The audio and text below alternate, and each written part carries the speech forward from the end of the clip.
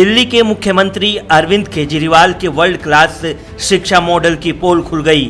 दिल्ली के सरकारी स्कूलों की 9वीं और 11वीं का परीक्षा परिणाम इस बार बहुत ही खराब रहा। दिल्ली के अधिकतर स्कूलों के परीक्षा परिणाम 40% से 50% के बीच रहा। पास होने से ज्यादा फेल होने वालों की संख्या है।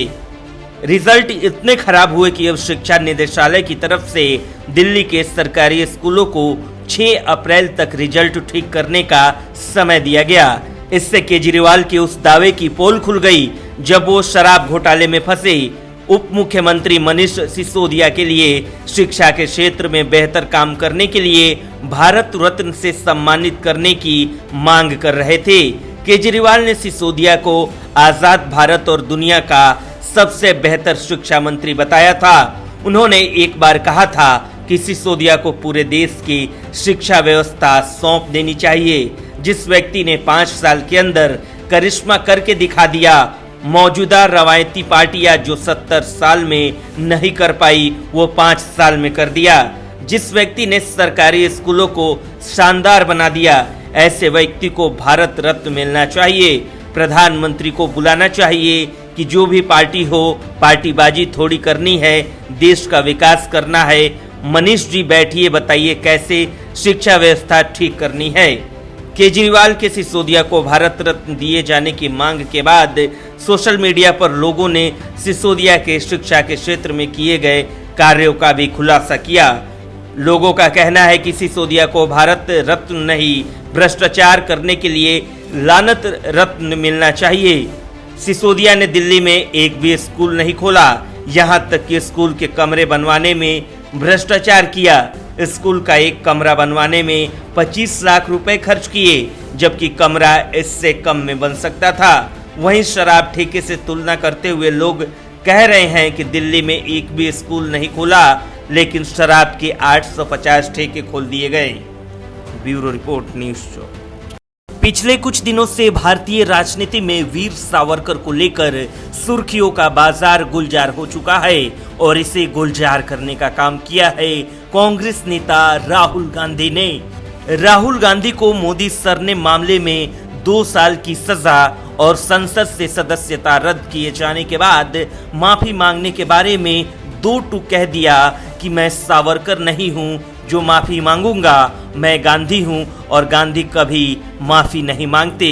उनके इस बयान के बाद बीजेपी राहुल गांधी पर हमलावर हो गई थी। परिस्थितियां ऐसी हो चुकी थी कि उद्धव ठाकरे को राहुल गांधी को यहां तक कहना पड़ा था कि हम आपके साथ हैं, लेकिन अगर आप इस तरह सावरकर पर अनर्गल प्रलाप करेंगे तो महाविकास आघाड़ी में रार पैदा हो सकती है।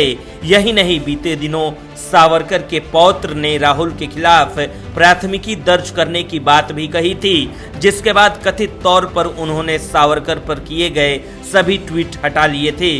वहीं अब कांग्रेस के शीर्ष नेतृत्व ने भी सावरकर पर नरम रुख अख्तियार करने का मन बना लिया। लेकिन आपको बता दें कि बीजेपी हमला लगातार कांग्रेस पर कर रही है। दरअसल अब इस मामले पर देवेंद्र फडणवीस ने बड़ा बयान दिया। उन्होंने मुंबई में निकली गौरव यात्रा के दौरान राहुल को आड़े हाथों लेते हुए कहा कि उस समय एक व्यक्ति वीर सावरकर के समर्थन में खड़ा हुआ था। उस शख्स का नाम था फिरोज गांधी, जो आपके दादा थे। इतना ही नहीं, इससे पहले बीजेपी ने यह भी कह दिया था कि इंदिरा गांधी ने भी सावरकर का समर्थन किया था। लेकिन राहुल लगातार ऐसे महापुरुष का अपमान कर रहे हैं जिन्होंने देश की आजादी के लिए काला पानी की सजा को सहर्ष स्वीकार किया और सेलुलर जेल में अपने दिन गुजारे, जो कि आसान नहीं है। बता दें कि इससे पहले राहुल ने महाराष्ट्र में भारत जोड़ो यात्रा के दौरान भी सावरकर पर विवादास्पद टिप्पणी कर दी थी, जिसके बाद महाराष्ट्र की राजनीति का पारा चढ़ गया था और बीजेपी उन पर हमलावर हो गई थी। फिलहाल सावरकर के मसले को लेकर कांग्रेस और बीजेपी के बीच रार का सिलसिला जारी है। अब ऐसे में ये पूरा माजरा आगामी दिनों में क्या रुख अख्तियार करता है, इस पर सभी की निगाहें टिकी रहेंगी। Bureau report, news show. शराब घोटाला मामले में दिल्ली सरकार के पूर्व उप मुख्यमंत्री मनीष सिसोदिया की मुश्किलें कम होने का नाम नहीं ले रही। दिल्ली की राउज एवेन्यू अदालत ने ईडी द्वारा दर्ज कराए गए मनी लॉन्ड्रिंग केस में फैसला सुनाते हुए मनीष सिसोदिया को बड़ा झटका दिया। अदालत ने सिसोदिया की न्यायिक हिरासत को 17 अप्रैल तक बढ़ाने का फैसला सुनाया। आपको बता दें कि इससे पहले मनीष सिसोदिया के वकील की तरफ से अदालत में जमानत याचिका को लेकर दलीलें रखी गई। वहीं दूसरी तरफ ईडी ने जमानत याचिका का विरोध किया था। इस पर मनीष सिसोदिया के वकील विवेक जैन ने अपना पक्ष रखते हुए कहा था कि मनीष सिसोदिया के मनी लॉन्ड्रिंग का केस बेबुनियाद है। ईडी ने ऐसा करके कोर्ट का समय बर्बाद करने का प्रयास किया। उन्होंने कहा कि सीबीआई की जांच के ऊपर ईडी का ये पूरा मामला टिका हुआ है, लेकिन जिस तरह से मनी लॉन्ड्रिंग केस में ईडी ने आरोप लगाए हैं, जाहिर तौर पर अवैध रकम से जुड़े कुछ साक्ष्य होने चाहिए थे, लेकिन इस तरह से कोई सबूत नहीं है। अदालत के सामने ईडी की ओर से ऐसी कोई जानकारी पेश नहीं की गई। गौरतलब है कि ईडी की दरख्वास्त पर स्पेशल कोर्ट के न्यायाधीश एमके नागपाल की ओर से याचिका को 3 अप्रैल तक के लिए बढ़ा दिया था। वहीं सिसोदिया के वकील की तरफ से ईडी की दलीलों पर स्टडी के लिए कुछ वक्त मांगा गया था, लेकिन अब इस मांग को लेकर वकील को कोर्ट की तरफ से झटका लगा।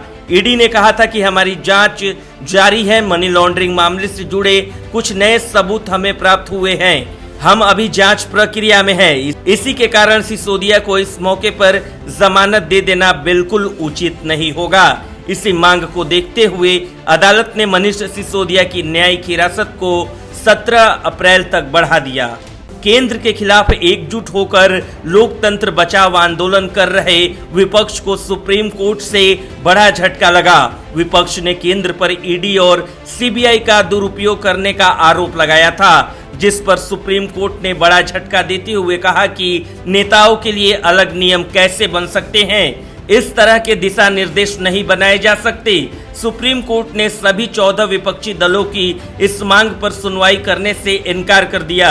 वहीं सुप्रीम कोर्ट के इस पर सुनवाई न करने के फैसले के बाद सभी दलों ने अपनी याचिका वापस ले ली। आपको बता दें कि इस बारे में विपक्ष के वकील मनु सिंघवी ने गाइडलाइन जारी किए जाने की अपील की, जिस पर सुप्रीम कोर्ट ने अपनी टिप्पणी में कहा कि हम अलग से गाइडलाइन जारी नहीं कर सकते हैं, नेता भी आम आदमी की तरह हैं। अगर आप चाहते हैं कि आपके साथ कुछ गलत हो रहा है और किसी मामले की सुनवाई हो तो आप अलग से कोर्ट जा सकते हैं। अगर आप चाहें तो ये याचिका वापस ले सकते हैं, क्योंकि ये सुनवाई योग्य नहीं है। आपको बता दें कि सुप्रीम कोर्ट में दायर याचिका में वरिष्ठ अधिवक्ता मनु सिंघवी ने 2014 के बाद से एनडीए सरकार के दौरान ईडी और सीबीआई के द्वारा दायर मुकदमों की संख्या में बढ़ोतरी होने के विषय में उल्लेख किया था। मनु सिंघवी की याचिका में आरोप लगाया गया था कि 2014 के बाद से केंद्र की तरफ से सीबीआई और ईडी का दुरुपयोग किया गया। गौरतलब है कि केजरीवाल से लेकर कांग्रेस के तमाम नेता लगातार केंद्र सरकार पर जांच एजेंसियों की दुरुपयोग का आरोप लगाते रहे हैं, लेकिन अब सुप्रीम कोर्ट ने विपक्षी नेताओं को करारा झटका दिया। Bureau report news.